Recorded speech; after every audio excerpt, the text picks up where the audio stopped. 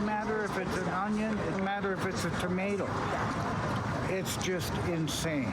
It should never be as high as it is. Frustration over soaring food prices for these protesters from the Association of Community Organizations for Reform Now, gathering Saturday in front of Save-on-Foods in New Westminster. The group is calling on the federal government to put a cap on food prices. They're saying giant chain retailers have made unprecedented profits, and they want to put an end to food gouging. I have $25 a week left for groceries. Manipulative tactics that they are using to rob people of what they need to survive, food.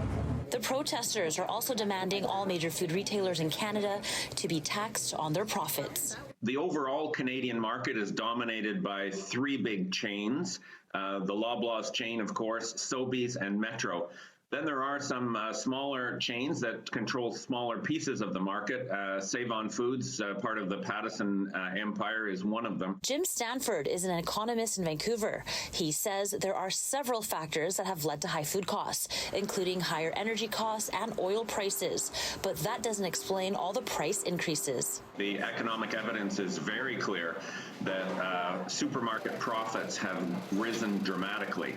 And in 2023, they hit their highest ever, $6.35 billion in after-tax profit. Margins of the large grocers have primarily doubled in this country, and that is of concern. On Tuesday, the federal government held a committee hearing on food prices. 50% of the market is controlled by three companies. That's the reality. So what we need is more competition. Stanford suggests the Fed should implement a tax on excessive profits and redistribute the money back to Canadian consumers.